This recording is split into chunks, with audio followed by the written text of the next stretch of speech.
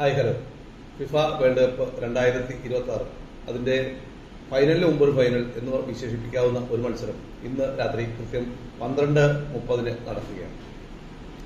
Round 16 ഏറ്റവും നിർണായകമായ ഈ മത്സരം ഐബീരിയൻ ഡർബി എന്ന് വിശേഷിപ്പിക്കുന്ന ഒന്നാണ്. അതായത് യൂറോപ്പിലെ അടുത്തടുത്ത രണ്ട് രാജ്യങ്ങൾ തമ്മിൽ, അല്ലെങ്കിൽ ഒരു രാജ്യമായിരുന്ന രണ്ട് രാജ്യങ്ങൾ എന്ന് പറയാം.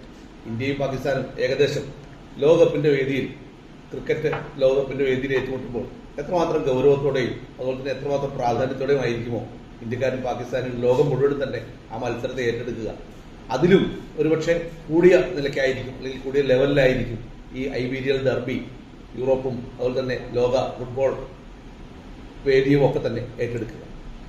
ഇപ്പോൾ ഫുട്ബോൾ ലോകത്തെ സംബന്ധിച്ചിടത്തോളം ഇന്ന് 12:30 മുതൽ ഇമ വെട്ടാതെ കാണേണ്ട ഒരു മത്സരമാണ്. ഈ മത്സരത്തിൽ രണ്ട് ശക്തികൾ, ഒരേ ശൈലിയിൽ കളിക്കുന്ന രണ്ട് ശക്തികൾ. ഈ സ്പെയിൻ, എസ്പാന, ആ സ്പെയിനിന്റെ ചെറിയ കുറിയ പാസുകളിലൂടെയുള്ള അവരുടെ മുന്നേറ്റം, ചടുല താളം, അതുപോലെ തന്നെ കൗണ്ടർ അറ്റാക്കിന് ലോകപ്രസിദ്ധരായിട്ടുള്ള ടീമാണ് പോർച്ചുഗൽ. പോർച്ചുഗലിന്റെ കൗണ്ടർ അറ്റാക്ക് തടഞ്ഞു നിർത്തുക ശ്രമകരമാണ്.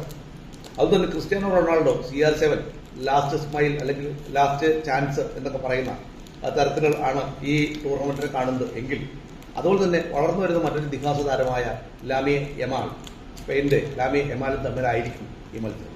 അതുപോലെ തന്നെ ലോകപ്രസിദ്ധരായ മിഡ്ഫീൽഡർമാർ പെഡ്രിയും അതുപോലെ തന്നെ റോഡ്രിയും സ്പെയിനിന്റെ മിഡ്ഫീൽഡ് കാക്കുമ്പോൾ, അതുപോലെ തന്നെ റഫീഞ്ഞയും